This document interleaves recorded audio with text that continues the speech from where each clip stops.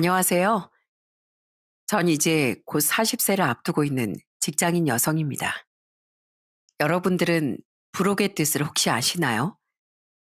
부록은 세상 일에 정신을 빼앗겨 판단을 흐리는 일이 없는 나이라고 합니다. 제 인생을 되돌아보면 정말 폭풍같이 휘몰아치는 사건들이 참 많았어요.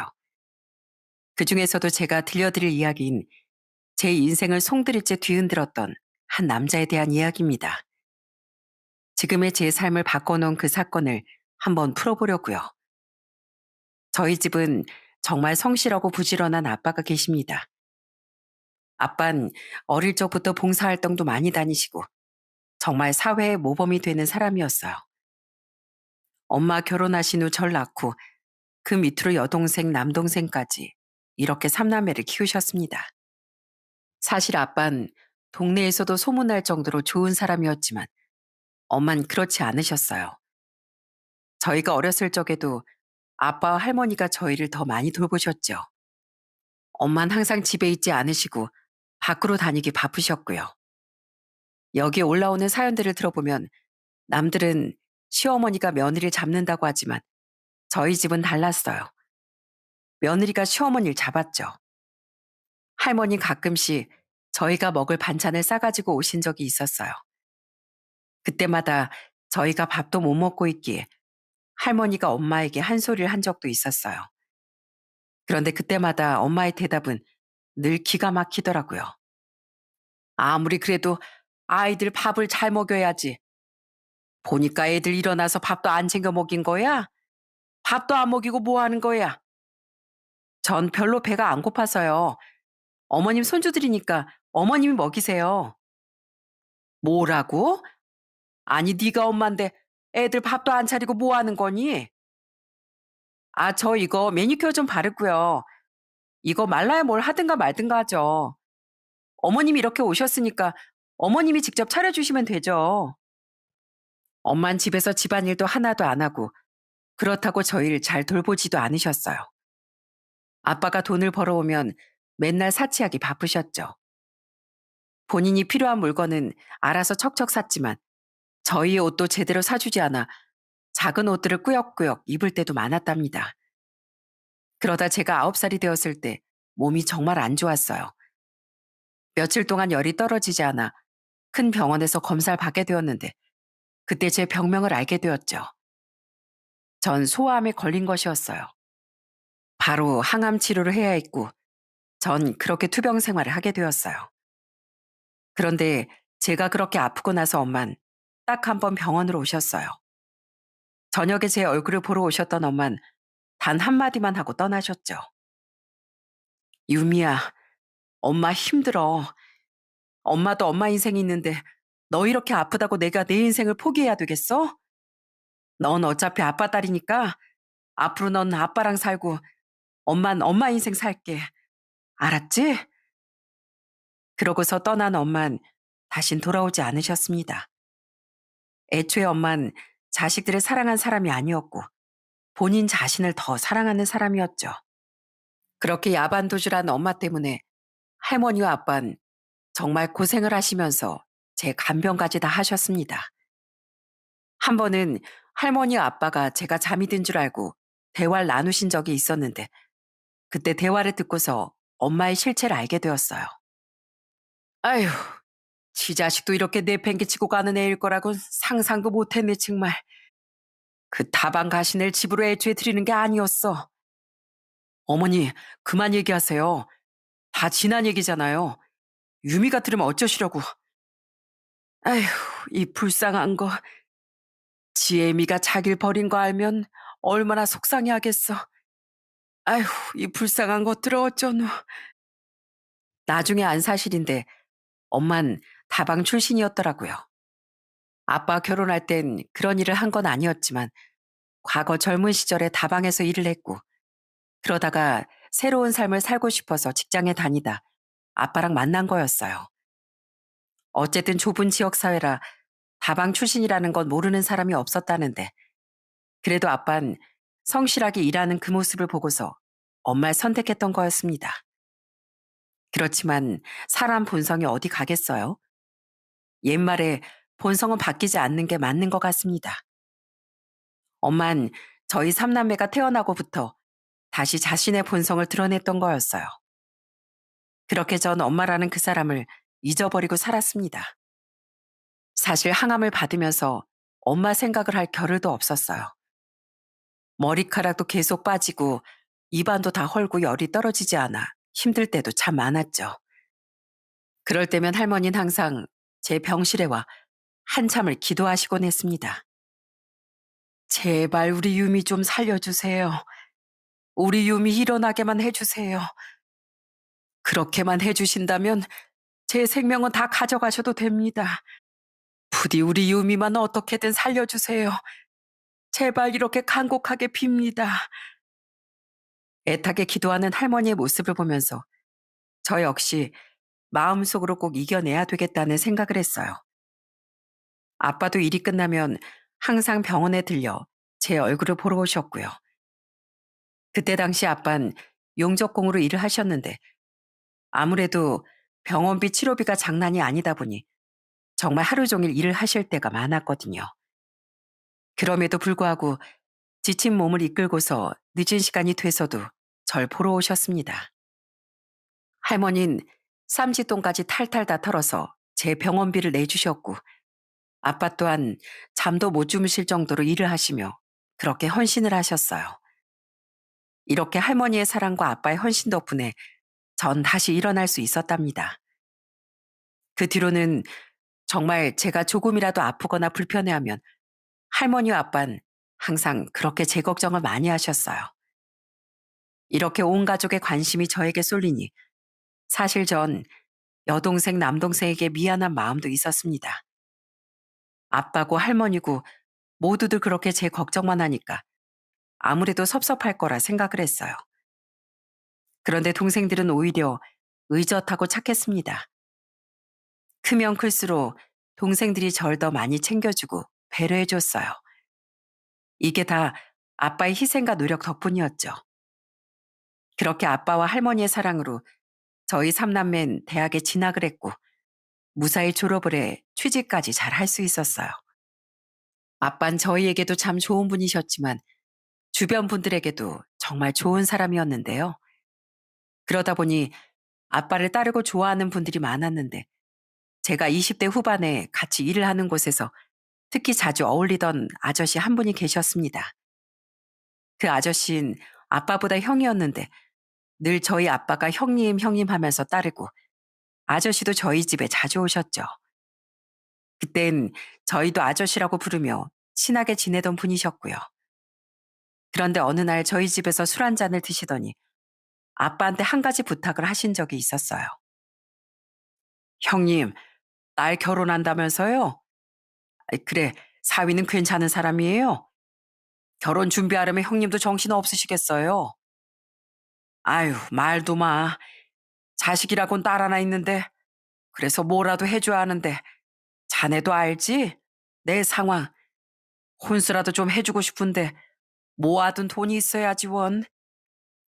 그죠? 저도 딸 아빠로서 딸 시집가면 뭐라도 해주고 싶은 게 부모 마음이죠. 그래서 말인데, 혹시 자네 한 3천만 원만 좀 빌려줄 수 있나? 딸도 우리 생활비 보탠다고 지금껏 일한 거 모아두지도 못했다는데 못해도 혼수는 좀 해줘야 될 것 같아서 말이야. 내가 꼬박꼬박 갚겠네. 그렇게 아빤 그 아저씨에게 3천만 원이라는 돈을 빌려주게 되었어요. 그런데 그 뒤로 아저씨는 돈을 갚긴커녕 감쪽같이 사라져버렸어요. 알고 봤더니 그 아저씨는 애초에 딸도 없었고 아빠에게 돈을 빌려고 속인 거였어요. 그 돈은 전부 경마장에 빠져서 홀라당 다 날려먹었고 그래서 잠수를 탄 것이었어요. 아빤 그때 일로 정말 큰 충격에 빠지셨습니다. 그래도 친하게 지내던 사이였는데 이렇게 뒤통수를 칠 거라곤 상상조차 하지 못하셨거든요. 이 일을 극복하기까진 오랜 시간이 걸렸어요. 아마 그때부터 아빠의 의심병이 시작되셨던 것 같아요. 원래도 엄마 때문에 사람에 대한 믿음이 그다지 크지 않으셨는데 그때 사건을 겪고 나서 더 심해지셨죠. 그러다 제 여동생이 30대 초반에 결혼을 하게 되었습니다. 제부는 인상도 참 좋고 밝은 사람이었어요. 처음 인사를 올 때부터 사람이 참 싹싹하고 밝았습니다. 그런 모습을 보면서 가족들 모두 결혼을 찬성했었죠. 그런데 6개월도 되지 않아 안타깝게도 제 여동생은 이혼을 하게 되었어요. 그 이유는 바로 제부 때문이었죠. 이혼 소송을 하겠다면서 집으로 짐을 다 싸들고 온 여동생은 울며 불며 사실을 말하더군요. 저희는 진실을 알고서 충격에 휩싸였습니다. 아니, 대체 무슨 일인데 짐까지 이렇게 다 싸들고 와서 이혼하겠다는 거야? 뭐 싸우기라도 한 거야? 아니면 제부가 뭐 여자라도 생겼대? 뭔데? 대체 왜 그러는 건데? 너희 결혼한 지 아직 6개월밖에 안 됐잖아. 아빠, 언니, 사실은 그 사람이 한 말들 죄다 거짓말이야. 지금 사는 그 집도 자가가 아니고 월세고 타고 다니는 자동차도 다 풀 대출 받아서 지금껏 할부금 내고 있어. 뭐? 그게 무슨 소리야? 다 거짓말이라니. 내가 뒷조사 다 해봤어. 애초에 집도 뭣도 아무것도 없는 사람이고 심지어 사기 전과 산범이래. 글쎄 지금껏 중고차 사기치면서 살았대. 이런 사람이랑 내가 앞으로 어떻게 살아. 그렇게 사기꾼에게 휘말려 사기 결혼을 하게 된 여동생이 이혼을 한 뒤론 아빠의 의심병이 더 심해졌습니다. 그때부턴 아빠가 관상에 관심을 두고 정말 오랫동안 연구를 하기 시작했죠. 지금껏 있었던 위기를 보면 다 사람으로 인해 생긴 일들이 많다 보니 아빠는 어떻게든 사람 보는 눈을 키워보려고 시작한 공부였어요. 그러다 제가 30대 후반이 되면서 다니던 직장을 그만두고 작은 카페를 운영하게 되었어요. 평소에도 커피에 관심이 많았기 때문에 정말 오래 공부하고 준비를 해서 작게 시작을 했죠. 그러다 보니 카페에 오는 단골 손님들과도 친해지게 됐는데요. 많은 단골 손님들이 있었지만 그 중에서도 일주일에 거의 5일을 저희 카페에 찾아와 몇 시간이고 앉아있는 손님이 한 분 계셨어요. 그분은 아침 오픈 시간대에 맞춰서 와서는 커피를 주문하고 내내 카페에서 업무를 보시다 점심엔 카페에서 나오는 브런치 세트로 대충 때우시더라고요. 그런 모습이 안타까워서 제가 한번 말을 한 적도 있었습니다.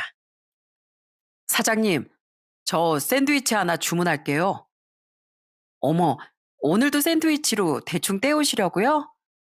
보니까 매일 와서는 아침에 커피 드시고 빵 드시는 것 같은데 배 안 고프세요? 아, 이거 서비스니까 하나 더 드세요. 아, 감사합니다. 사장님, 정말 감사드려요. 잘 먹을게요. 그렇게 빵 하나를 서비스로 줬을 뿐인데 그 다음 날부터 마음을 활짝 열었는지 저에게 엄청 친밀하게 대하시더라고요. 전 그때까지만 해도 단골 손님으로서 저도 신경 써서 잘 해드리려고 노력했습니다. 그러던 어느 날 오픈 시간에 온 그 손님이 갑자기 저에게 쪽지 하나를 남기고선 가버리셨어요. 평소라면 오전 내내 앉아서 일을 해야 하는데 그날따라 일찍 가시길래 무슨 일인가 하고 쪽지를 봤더니 정말 깜짝 놀랄 수밖에 없었죠. 유미 씨, 안녕하세요. 저 박강민이라고 합니다. 사실은 제가 이 카페만 매일 온 이유가 있습니다. 우연히 일을 하려고 이 카페에 들렀다가 유미 씨 모습을 보고서 제가 첫눈에 반했거든요. 처음엔 자신감이 없어 말도 못했는데 지금도 떨려서 직접적으로 말은 못하겠고 이렇게 작은 편지로나마 제 마음을 전해봅니다. 저는 이 편지를 읽고서 사실 좀 귀엽다고 생각을 했습니다. 원래도 그 손님이 얼굴이 참 순진하고 착하게 생겼고 키도 크고 반듯한 이미지였거든요. 떨려서 말도 못 걸고 편지만 쏙 내밀고 도망쳤다고 생각하니 되게 아날로그 방식이었지만 오히려 전 마음이 떨리고 좋았습니다. 그렇지만 그 고백을 그냥 받는 건 너무 섣부르다고 생각을 했죠. 알고 지내던 사이도 아니고 서로 아는 거라곤 얼굴뿐이었으니 정중히 거절을 했고요. 그런데 그 뒤로부턴 그분이 더 적극적으로 저에게 표현을 하시더라고요. 커피 원두를 대량으로 주문하면 꽤 무거워서 옮기기가 힘들 때도 있는데 그걸 어떻게 알았는지 와서는 말없이 척척 운반해 준 적도 있었습니다. 유미 씨, 이거 저기로 옮기면 될까요? 무거운데 혼자서 옮기기 힘드시잖아요. 제가 도와드릴게요. 어차피 저도 좀 쉬려고 했거든요. 안 그러셔도 되는데 제가 천천히 옮기면 돼요. 에이, 이거 옮기시다가 팔목 나가요. 무거운 거 계속 드시면 다치실 수도 있잖아요. 커피 내리시고 그러려면 팔 다치시면 안 되잖아요. 괜찮으니까 부담스러워하지 마시고 저 시키세요. 저기 가져다 두면 되죠? 그분은 저에게 부담스럽게 표현을 하지 않으셨고 늘 제 곁에서 소소하게 도움을 주면서 저에게 잘해줬습니다. 가끔씩 커피잔을 옮기다가 실수로 떨어뜨려 깨뜨릴 때도 있었는데 그때도 어디선가 후딱 빗자루 가져와서 다 쓸어 담아주고 치워주기도 했어요. 그런 세심한 행동들로 제 마음도 활짝 열렸던 것 같아요. 그렇게 전 그 사람과 연애를 시작하게 되었습니다. 부동산 업에 종사하던 남자친구는 외근을 할 때가 많아서 주로 저희 카페에 자주 오곤 했어요. 연애를 시작하고선 거의 매일 시간을 보내곤 했습니다. 특히나 남자친구는 만나면 만날수록 참 사람이 다정하고 착하고 순했는데요. 저한테도 잘했지만 저희 가족들에게도 너무 잘했습니다. 특히나 여동생, 남동생이 가끔씩 제 카페에 놀러 올 때면 얼마나 잘 챙겨줬는지 몰라요. 항상 전에 했던 얘기를 꼭 기억해두고 필요한 걸 챙겨주더라고요. 자, 이거 무선 이어폰. 저번에 동생이 이거 필요하다고 했었잖아. 가지고 가서 써. 난 별로 필요가 없어서. 집에 묵혀두고만 있었는데 잘 됐다. 필요한 사람이 가지고 가서 쓰면 더 좋지. 어머, 어떻게 이걸 다 기억했어? 그냥 우리 스쳐 지나가듯이 얘기한 건데 강민 씨 이런 것까지 신경 써주고 고마워. 에이, 뭘 이런 걸 가지고. 다 관심이 있으면 생각 안 할 수가 없지 뭐. 당연히 유미 씨 가족인데 내가 챙겨야지. 그런 세심함에 전 남자친구와의 결혼을 매번 꿈꿨던 것 같아요.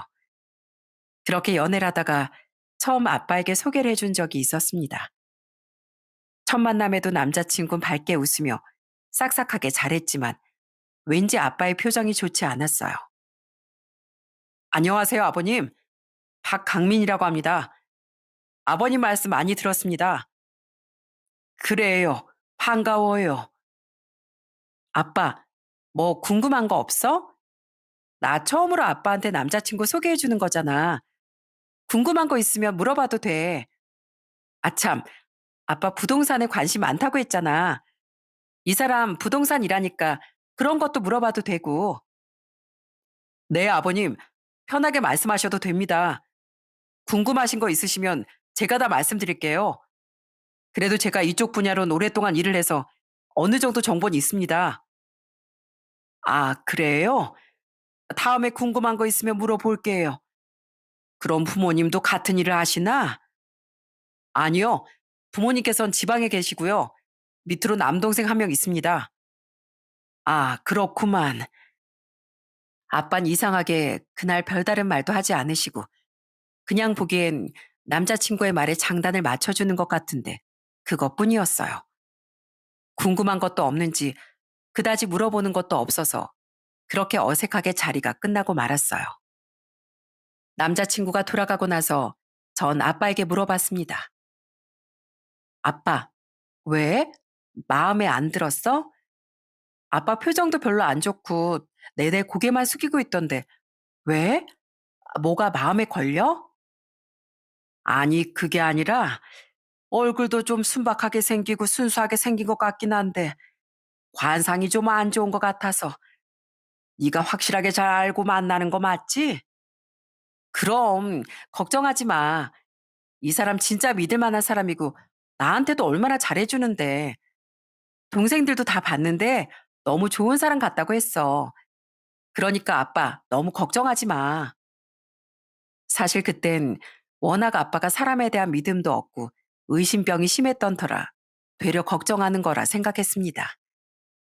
솔직히 남자친구는 객관적으로 봐도 참 괜찮은 사람이었거든요. 친구들한테도 다 소개를 해줬었는데 얼마나 칭찬이 많았는지 모릅니다. 야, 유미야, 너 진짜 땡 잡았다 얘. 네 남자친구 너무 멋있는 거 아니야? 나 진짜 부럽다 부러워. 강민 씨, 제가 소맥 한 잔 따라 드릴게요. 한 잔 드세요. 아, 감사합니다. 저 좋게 봐주셔서 너무 감사드려요. 유미 친구분들이라 제가 정말 잘 보이고 싶었거든요. 기분도 이렇게 좋은데 제가 오늘 술값 다 쏘겠습니다. 드시고 싶으신 거 마음껏 드세요. 정말요? 야, 문유미, 나 진짜 오늘 배 아파서 잠 못 자겠는데. 유미야, 저 남자 놓치면 안 된다. 너 꼭 잡아야 돼, 꼭. 그렇게 주변에서도 제 남자친구가 다들 너무 착하다, 좋다, 사람 심성이 바르다, 라는 평이 많았던 상황이었고, 오로지 아빠만 생각이 달랐어요. 그래도 아빤 제가 좋다고 하니 크게 말리진 않으셨지만요. 연애를 하면서 전 남자친구와는 거의 다툰 적이 없는 것 같아요. 대부분 제 얘기를 들어주고 저와 마음도 잘 맞아서 싸울 일이 없었죠. 그러다 보니 연애하고 1년쯤 되었을 때 결혼 얘기가 자연스럽게 나오게 됐습니다. 그런데 제가 결혼을 하겠다고 아빠에게 얘기를 꺼내니까 조심스럽게 아빠가 저에게 말을 하시더라고요.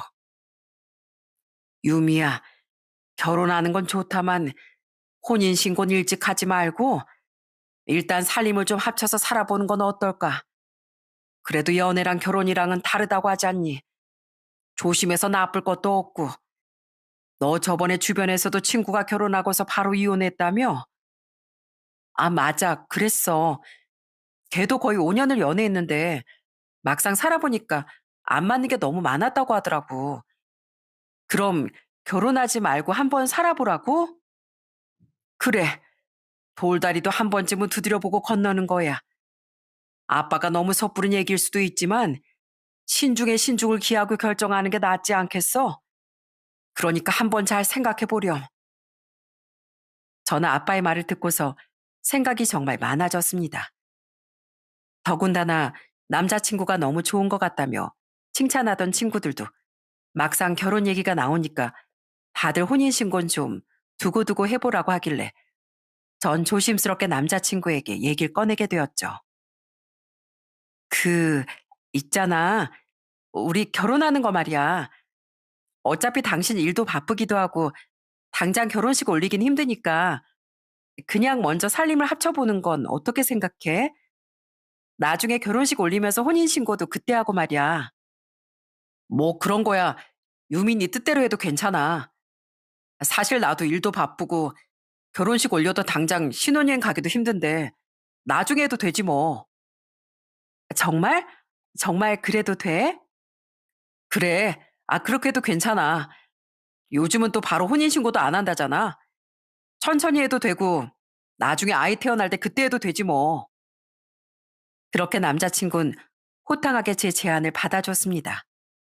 살림을 합치기 전에 시댁에 가서 인사도 드렸는데 절 너무나 마음에 들어 하시고 좋아하시더라고요. 그런데 그때 웃어 넘겼던 사건 하나가 있었어요.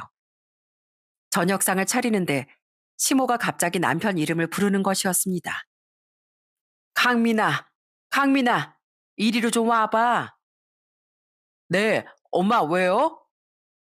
그러면서 주방에 간 사람은 남편뿐만이 아니었어요. 시동생도 시모의 말을 듣고 주방으로 가더라고요. 전 그 모습을 보고 웃으며 말을 했죠. 뭐야? 왜 강민 씨 이름 부르는데 도련님까지 나오는 거야? 아, 아니요, 형수님. 아, 제가 저 부르는 줄 알고. 엄마, 저 부른 거 아니죠?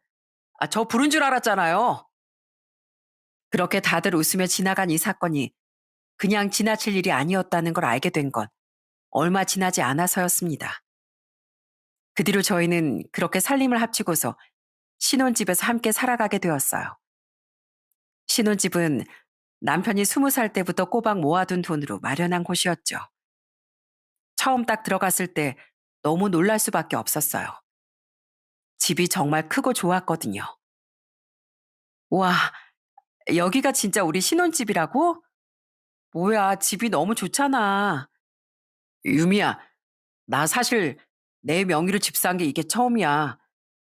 20살 때부터 나 진짜 열심히 일하면서 번 돈으로 이렇게 집을 산 건데, 유미 너랑 이 집에서 같이 살 수 있어. 너무 행복해. 그렇게 저희는 결혼식은 안 올렸지만 신혼부부처럼 함께 생활을 하게 되었어요. 남편은 결혼 후에도 어찌나 다정한지 아침마다 밥도 차려주기도 하고 제가 저녁에 퇴근하고 오면 싹 저녁밥도 챙겨서 설거지까지 다 해놓기도 했습니다. 이런 게 부부라면 당장이라도 혼인신고를 해도 되지 않을까 싶은 생각이 들 정도였어요. 그렇게 함께 산 지 딱 2주가 되었을 때 추석 명절이 다가오고 있었어요. 그래서 시골 시댁으로 내려가기 위해 저희는 일찍 준비를 하고 차에 탑승을 했습니다. 서울에서 시댁까지는 차로 4시간 정도 걸리다 보니 저는 미리 시모에게 전화를 했죠. 어머님, 저희 지금 내려가려고요. 지금 출발하면 한 4시간 정도 걸릴 것 같아요. 그래, 아가. 조심해서 내려오고 너무 서두르지 말고 천천히 안전하게 와. 네, 알겠습니다. 어머님, 근데 뭐 필요한 건 없으세요? 내려가면서 제가 사갈게요. 아유, 없다, 없어. 먹을 건 우리가 이미 다 준비해 놨어. 그냥 니들 둘이서 여기 오기만 하면 된다. 그렇다고 너무 서두르지 말고 말이야. 알았지? 네, 어머님. 그럼 조금 있다가 뵐게요. 이렇게 통화를 마치고 나니 남편은 절 너무나 사랑스럽다는 표정으로 쳐다보고 있더라고요. 뭐야? 왜 그렇게 봐? 여보, 내 아내가 돼줘서 진짜 고마워.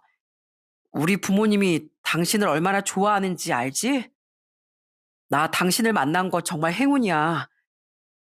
나도 마찬가지네요. 얼른 출발하자. 차 막히기 전에 얼른 가야지. 그렇게 저흰 서울에서 시댁으로 출발을 했습니다.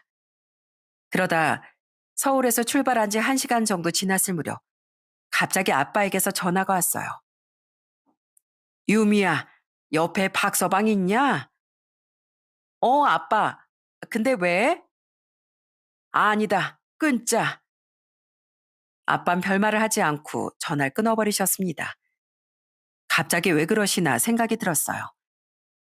남편도 옆에서 제가 얼른 전화를 끊으니 이상하다 느꼈는지 물어보더라고요. 왜? 장인어른이 뭐라고 하셔? 아니, 그냥 우리 잘 갔다 오라고. 아, 그래? 장인어른 우리 운전 조심하라고 연락하신 거구나. 사실 남편에게 모든 걸 말할 수는 없었습니다. 아무것도 아닌 척 얘기를 했지만 아빠가 왜 남편이 옆에 있는지 확인한 걸까 찝찝한 마음이 들었어요. 그런데 얼마 지나지 않아 다시 아빠에게서 문자가 왔습니다. 그리고 전 그 문자를 보고서 경악을 하고 말았어요. 유미야, 박서방한테는 아무것도 말하지 말고 다음 휴게소에서 무조건 화장실 간다고 하고 도망쳐라. 박서방 보통 놈이 아니다. 전 그때부터 온몸이 부들부들 떨리기 시작했습니다. 아빠가 도대체 왜 이런 말을 하시는 걸까? 분명 무언가 있다고 생각이 들었죠. 아무리 생각을 해봐도 느낌이 좀 이상하더라고요. 아빠가 괜히 그런 말을 할 뿐이 아니라는 걸 전 알았거든요. 그런데 제 핸드폰으로 문자가 온 소리를 듣고서 남편이 또 물어보더라고요. 여보, 뭐야? 문자 온 거 같던데 이 시간에 누구야? 아, 내 친구. 친구가 명절 끝나고 당신이랑 같이 얼굴 한번 보자는데 당신 시간 괜찮아? 좋지. 아, 그래. 다 같이 한번 밥 먹자고 그래. 나도 시간 되니까. 그렇게 전 상황을 넘겼습니다. 그 뒤로 어떻게 해야 하나 생각이 많아졌죠. 그러다 일단은 차를 멈추고 아빠 통화를 하는 게 우선이라고 생각이 들었어요. 그래서 전 아무렇지 않은 듯 남편에게 얘기를 꺼냈습니다. 여보, 우리 다음 휴게소 좀 들리면 안 돼? 나 화장실도 좀 가고 싶고 좀 쉬다가 가자. 아, 그래, 그럼. 안 그래도 아침에 우리 아무것도 못 먹고 나왔잖아. 커피도 먹고 먹을 것도 사가지고 가자고. 남편은 별다른 의심 없이 휴게소를 향했습니다. 전 휴게소에 도착을 하자마자 바로 내려 화장실로 향했어요. 그리고선 화장실로 들어가는 척하면서 남편 몰래 구석으로 향했습니다. 먼저 왜 그런 문자를 보낸 건지 아빠 통화를 해야 했어요. 그렇게 아빠에게 전화를 하자마자 아빤 기다린 듯이 바로 받으시더라고요. 아빠, 이거 뭐야? 이 문자 이거 뭐예요? 박서방이 보통이 아니라니. 아니, 그게 무슨 말이야? 유미야, 너 절대 박서방 믿지 마. 그놈, 그놈 사기꾼이야. 그놈 이름은 박강민이 아니고 박강준이야, 박강준. 뭐? 박강준이라니. 지금 무슨 소리를 하는 거야? 그 자식 사기꾼이라고. 박강민은 그 자식 동생이다. 지금 그놈 동생 이름으로 신분 세탁한 거라고. 걔 지명 수배자야. 분양 사기 쳐가지고 지금 지명 수배 중이라고. 유미야, 아빠 말 듣고 있어? 전 그 순간 핸드폰을 바닥에 딱 떨어뜨릴 수밖에 없었습니다. 정말 예상치도 못한 그런 사실이었어요. 너무 놀라서 심장이 밖으로 튀어나올 듯 벌렁거리고 온몸이 사시나무 떨리듯 떨리기 시작했습니다. 머리가 새하얘지면서 이게 대체 무슨 일인가 싶은 생각만 들었어요. 그때 제가 정신을 차릴 수 있었던 건 전화기 너머로 들리는 아빠의 외침 때문이었습니다. 유미야, 유미야, 여보세요? 유미야, 듣고 있어? 정신 차려. 너 정신 차려야 돼. 어, 아빠, 듣고 있어. 이거 정말 사실이야? 아빠가 다 알아보고 얘기하는 거야. 빨리 너 택시 호출해서 얼른 와. 얼른. 아빠, 일단 알았어요. 그렇게 전화를 끊고서도 전 머릿속이 너무 혼란스러웠습니다. 그렇지만 그대로 다시 남편의 차를 탈 수 없었어요. 제가 화장실에서 돌아오지 않자 남편은 계속해서 저에게 전화를 걸어왔습니다. 제가 전화를 받지 않으니 문자도 끊임없이 오더라고요. 유미야, 왜 안 와? 무슨 일이라도 있는 거야? 유미야, 나 화장실 앞인데 무슨 일이라도 있는 거 아니지?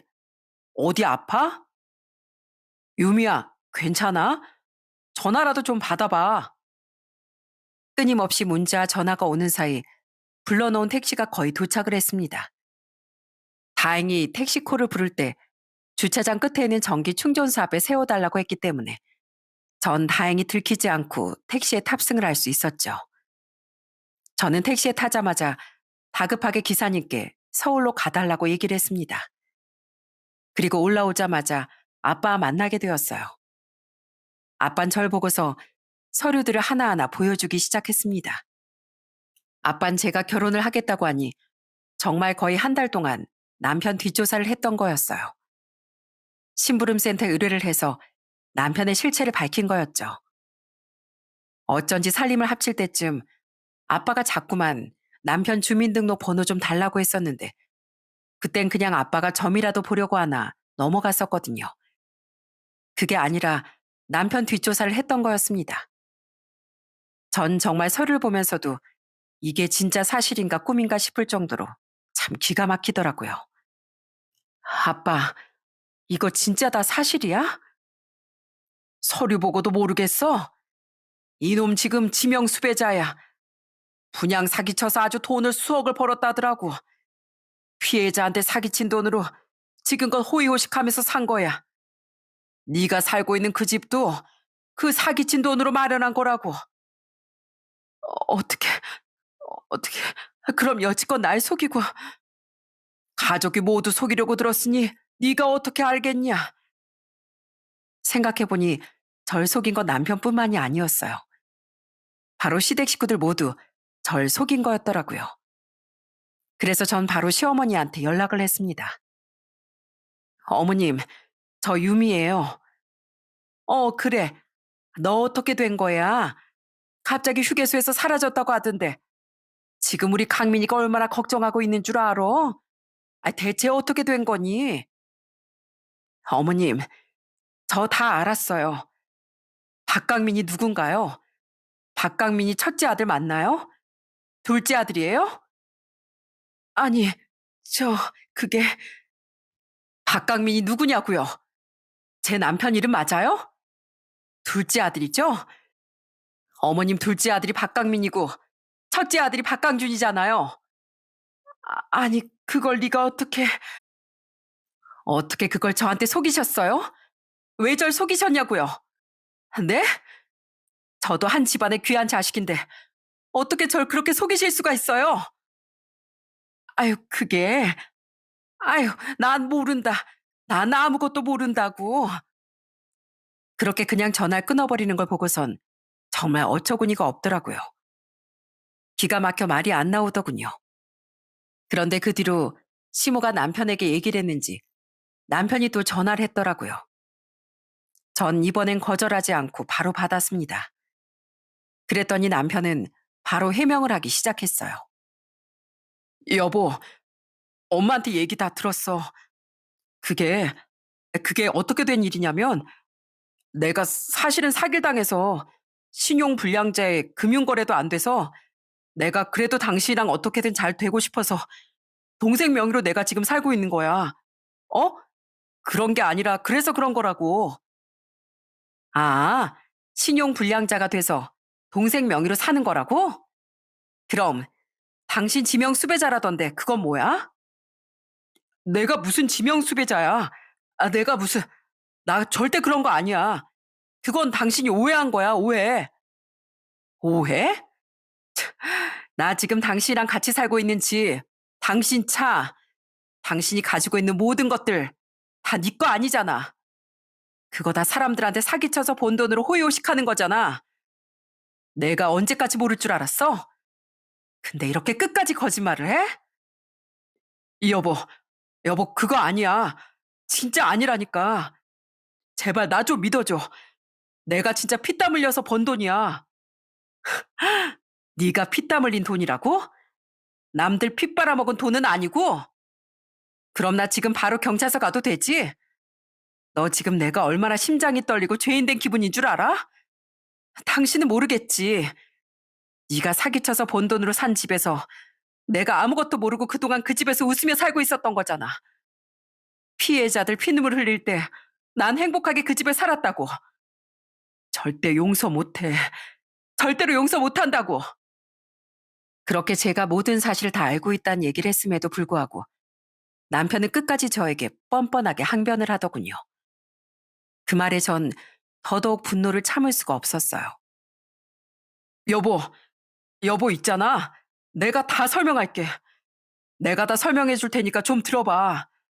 그거 분양 사기 내가 한 게 아니고 나도 당한 거야. 같이 일하는 사람이 사기친 건데 내가 다 덤태기 쓴 거라니까? 어? 끝까지 거짓말이구나. 그래, 끊어. 난 너랑 더 이상 할 말 없으니까. 넌 그렇게 계속 거짓말 쳐. 어디 그 거짓말이 얼마나 오래 가는지 내가 한번 지켜볼게. 그게 무슨 소리야, 여보? 난 너한테 피해 당한 피해자들한테 미안해서라도 너 절대 용서하지 않을 거거든? 어떻게 널 만나는 동안 깜쪽같이 날 속이면서 지금껏 살았니? 그것만으로도 난 믿기지가 않고 너에 대한 배신감 때문에 아직도 내 손이 벌벌 떨려. 내가 이렇게 받은 거 다시 꼭 돌려줄 거야. 끊어. 그렇게 전화를 끊고 나서 전 그 자리에서 힘이 풀려 쓰러지고 말았습니다. 여태껏 의심조차 한 번 하지 않았던 사람이었는데 어떻게 그럴 수가 있는지 망치로 마치 머리를 맞은 것처럼 아무 생각도 들지 않았어요. 겨우 아빠의 부축을 받고서 저희가 향한 곳은 바로 경찰서였습니다. 지금껏 있었던 얘기들을 모두 말하고 집 주소며 전화번호며 모든 정보들을 경찰서에 얘기를 했어요. 그렇지만 요즘은 워낙 지명 수배자가 많아서 그런지 공개 수배하면서 이것저것 불신 검문을 하는 게 아니면 아무래도 잡기 좀 힘든 게 현실인 것 같더라고요. 그러다 보니 국내에서도 위장을 하고서 사는 사람들도 많다고 하는데 남편 또한 잠수를 타면서 처음의 모습도 보이지 않았습니다. 그렇게 일주일이 지났을까 모르는 번호로 저에게 한 통의 전화가 오게 되었어요. 그 전화를 받아보니 전화를 건 사람은 바로 남편이었어요. 여보, 나야. 내가 다 미안해. 진짜 미안하고 할 말이 없다. 근데 나 당신한테 할 말이 있어. 그러니까 나 한 번만 좀 만나주면 안 될까? 나 아직 당신이랑 헤어질 준비가 안 됐어. 당신이 너무 보고 싶어. 한 번만 만나줘. 그래서 너 지금 어딘데? 나 만나줄 거야? 여보, 그럼 내가 주소 알려줄 테니까 여기를 좀 와줄 수 있어? 나 너무 힘들어. 제발 날 조금이라도 생각한다면 경찰에 연락하지 말고 혼자만 좀 올 수 있어? 알았으니까 주소만 얘기해. 그렇게 전 남편이 알려준 주소를 향했습니다. 제가 딱 도착을 하고 나니 남편은 절 보자마자 무릎을 꿇고 막 빌기 시작했어요. 여보, 나 진짜 힘들어 죽는 줄 알았어. 나 정말 잘 살고 싶었어. 내가 가방끈도 짧고 집도 가난하고 그래서 신분 세탁할 수 있는 방법은 사기치는 것밖에 없었어. 평범하게 한 달에 2, 300씩 벌어봤자 우리나라에서 잘 살 수 없다고 생각해서 내가 잘못한 거 알아. 정말 미안해. 하지만 난 근데 정말 당신을 사랑했어. 당신을 위해서라도 사기 그만 쳐야 되겠다고 생각했고 행복한 가정을 꾸리고 싶었어. 그건 정말 사실이야. 여보, 나 있잖아. 이번엔 진짜로 정신 차리고 올바른 인간이 될게. 나 진짜 정직한 인간 될게. 어?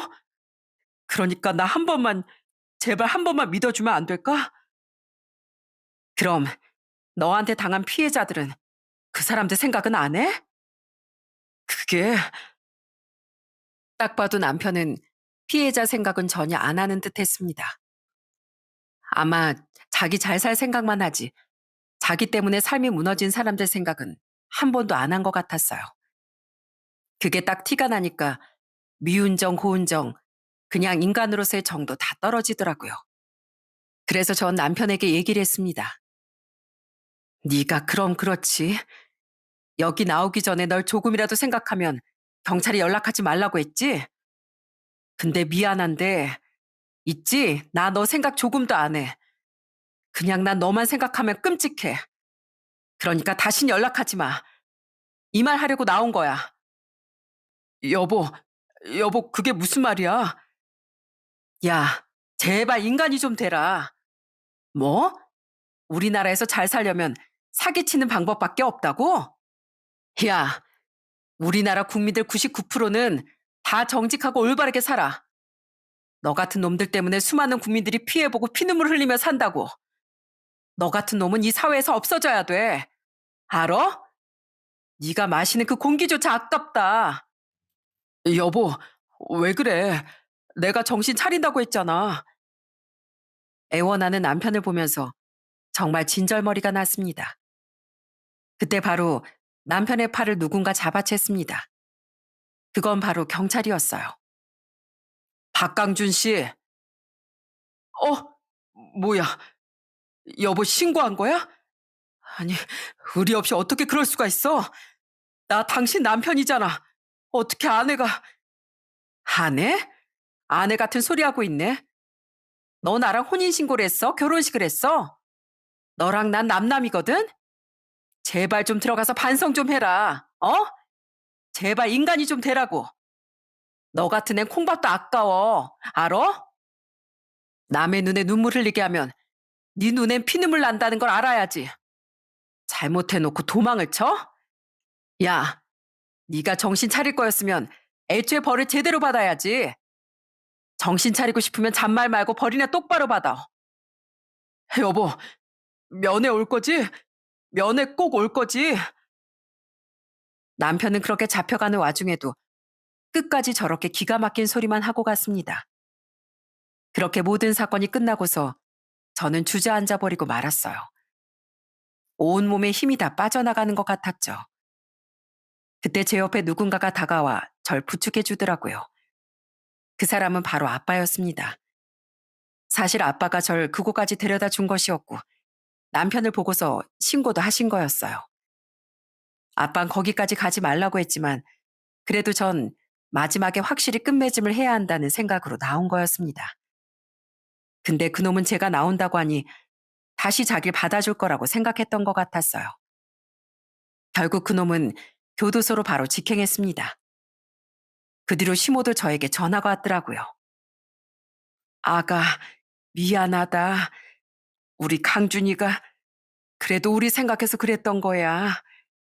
우리 둘째 아들이 직업도 없고 맨날 백수처럼 살고 있는데 그래도 옆에서 동생 챙기고 우리도 챙기고 그러느라고 그랬던 거다. 그렇다고 사람들을 그렇게 속여요? 그 돈이 어떤 돈인지나 아세요? 그거요. 다른 사람들 피 빨아먹어서 번 돈이에요. 아시냐고요? 미안하다. 아휴, 잘못했다. 적어도 부모라면 자식이 잘못된 길로 가고 있으면 바로 잡아주는 게 그게 부모 아닌가요? 아무리 힘들고 가난하고 돈이 없어도 자존심까지 벗어 제껴가면서 그런 행동하면 당신들도 천벌받습니다. 이 말 하려고 전화 받은 거고요. 오늘 이 전화가 마지막이 될 겁니다. 반성하면서 사세요. 그렇게 전화를 끊고서 그놈의 집안과 아예 인연의 싹을 끊어버렸습니다. 그렇게 그 자식이 형사처벌을 받고 나서 그래도 가지고 있던 재산들을 잘 분배해서 피해자들에겐 일부 배상이 됐나 보더라고요. 전 아빠에게 너무나 죄송했습니다. 그런데 아빠는 그냥 절 안아주시며 위로를 해주셨어요. 아빠, 정말 죄송해요. 아빠가 엄마도 그렇고 사기도 당해보고 그러니 사람을 영 못 믿겠더라고. 의심을 하다 보니까 그래도 이렇게 된 거 아니겠냐. 그래도 다행이다. 그놈이랑 법적으로는 아주 남이지 않니. 그냥 잘못된 만남이었겠거니 생각하거라. 네, 죄송해요. 아빠한텐 제가 할 말이 없어요. 괜찮다. 울지 마라. 이 아빠가 옆에 있잖니. 그러니까 울지 말거라. 그렇게 이 사건이 끝난 지 지금은 1년이 조금 넘었습니다. 사실 한동안 피해자들한테 너무 미안한 마음에 죄책감에 잠도 제대로 못 이루고 힘들어할 때도 있었어요. 그렇지만 가족들이 옆에서 많이 응원해주고 지지해준 덕분에 지금은 많이 좋아졌답니다. 사실 우리나라에 사기꾼들이 그렇게 많다고 하는데 제가 이렇게 당할 줄은 상상도 못했네요. 그래도 그날의 사건 이후로 전 좋은 일을 많이 하려고 노력을 하고 있습니다. 아빠와 같이 봉사도 다니며 더 좋은 인생을 살기 위해 열심히 살고 있어요. 오히려 다른 사람들에게 베풀며 살아가니 제 마음이 더 풍족해지고 넓어지는 걸 느끼고 있습니다. 그리고 그런 제 변화를 누구보다 좋아하시는 분은 바로 아빠랍니다. 유미야, 너 요즘 표정이 많이 좋아졌다. 잠도 잘 자는 것 같던데 마음이 많이 편해졌니? 아빠, 나 요즘 진짜 살아있는 걸 느끼는 것 같아. 봉사할 때마다 얼마나 뿌듯하고 행복한지 몰라. 이제야 아빠가 왜 그렇게 많이 베풀면서 살았나 그 이유를 알겠어. 그지? 사람은 더불어 사는 거야. 혼자서 사는 게 아니라는 거지. 그러니까 네가 힘든 것도 혼자서 극복하는 게 아니라 다 같이 이겨내는 거야. 자, 그런 기념으로 아빠랑 맥주 한잔 하러 가자. 좋지. 그럼 오늘 맥주는 아빠가 쏘는 거야. 사실 아무렇지 않게 넘어갔던 작은 불씨가 그렇게도 큰 불이 될 줄은 전혀 상상도 못했습니다. 여러분들은 저 같은 일을 부디 당하지 않길 바라고 있어요. 조금이라도 이상한 점이 있다면 꼭 다시 한번 확인해 보는 게 좋을 것 같습니다. 그리고 제가 겪은 이 일이 누군가에겐 경고가 되고 또 누군가에겐 위로가 되었으면 좋겠네요. 비슷한 피해를 입고 자책하시는 분들도 많으실 것 같은데 그 모든 일들은 당신의 잘못이 아니라는 걸 말씀드리고 싶습니다. 특히나 우리나란 사기죄가 참 많이 일어난다고 합니다. 그러다 보니 정말 진실되고 성실한 사람들이 되려 의심을 받게 되는 일들도 많다고 하는데요. 우리나라가 좀 더 정직하고 바른 세상이 되기를 바라봅니다. 이 사연을 듣고 계신 여러분들도 사람을 볼 땐 마음보다는 행동을, 말보다도 일관성을, 그리고 책임감을 더 먼저 보시길 바랍니다. 제 이야기가 여러분들의 인생에 작은 울림이 되었길 바라면서 전 이만 글을 마칠게요. 들어주셔서 감사합니다.